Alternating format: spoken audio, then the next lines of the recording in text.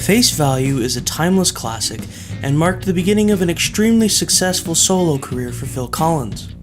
But how does it hold up today? Let's find out. In 1978, Genesis released And Then There Were Three. This album featured their first major hit single, Follow You, Follow Me. Subsequently, they went on a world tour across America, Europe, and Japan. This tour was longer than it needed to be, and because of that, it led Phil Collins' first wife to leave him.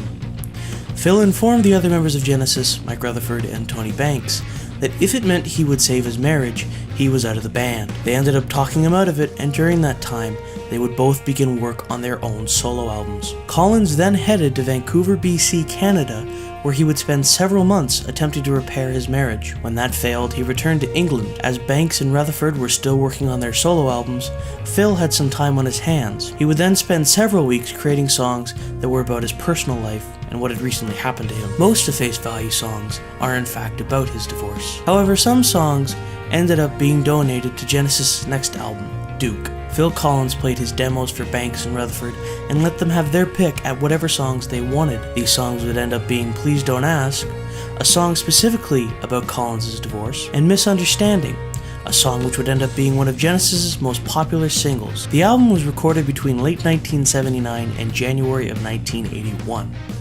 The album would be released on February 13th, 1981, nearly 2 weeks after his 30th birthday.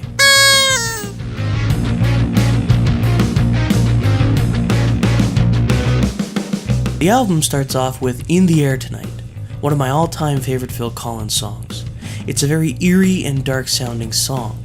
It starts off with just the drum machine, and you can feel Phil's anger building up as the song goes on until that moment hits. You know the moment. The world's most iconic drum solo. As short as it may be, it marks the peak of the song's anger, and Phil just lets loose and screams his way to the end of the song. This song is one of the most iconic songs of the 1980s and will continue to be for many years to come. We then turn to a lighter piece, This Must Be Love. This song is not one of my absolute favorites. In fact, I prefer the demo version released on the 2016 remaster. I prefer the demo to it because it's a faster pace.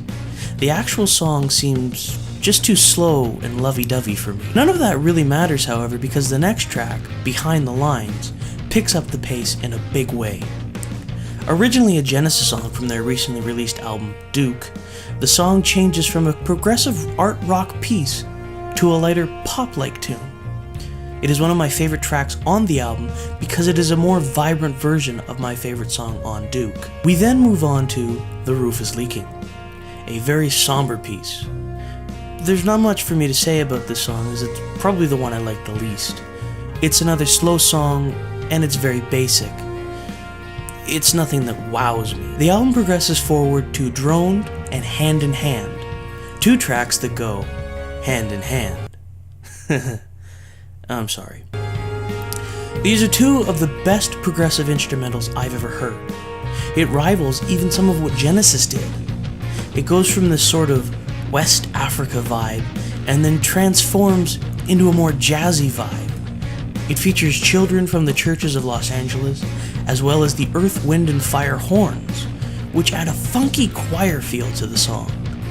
This is easily one of my favorite instrumental pieces from Phil Collins. For those of you listening on vinyl, this would be the point where side 2 begins.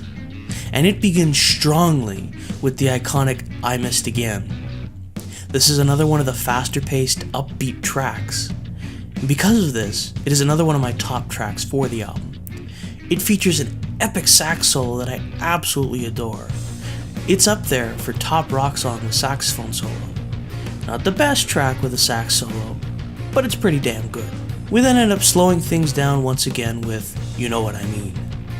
While I have said I'm not a fan of the slow songs on this album, I find the song very tolerable, mainly because the song's pace picks up at various points in the song with the beautiful strings.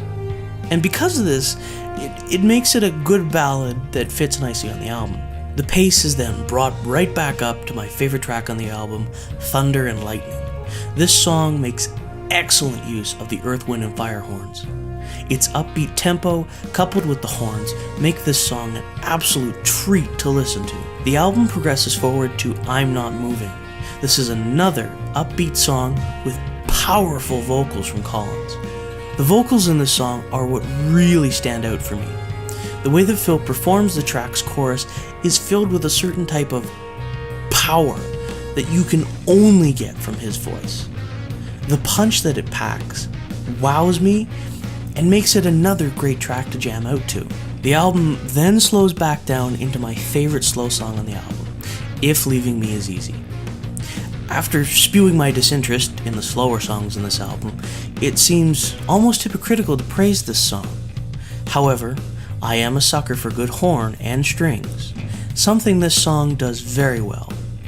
It holds a very special place in my heart in terms of slow songs. We then finish the album off with one of the best covers of Tomorrow Never Knows that I've ever heard. It's a beautiful Beatles song that has been masterfully recreated.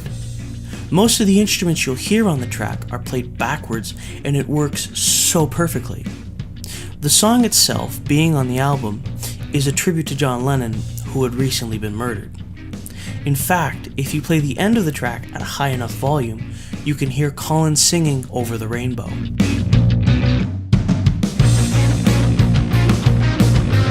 Overall, the album is a beautiful masterpiece and opens a solo career extremely well. It showcases perfectly the events following a breakup and paints a picture for the pain he must have felt.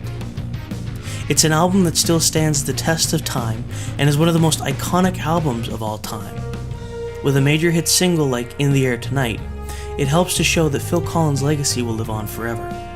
And with the recent reissuing of all his solo albums, it shows that even 35 years after its initial release, he is just as relevant as ever. I hope you've enjoyed this video. If you did, please consider subscribing. Also, don't forget to like this video. What would you like to see me review in the future? It doesn't have to be an album. It could be whatever you'd like, within reason. Thanks, and I'll see you next time.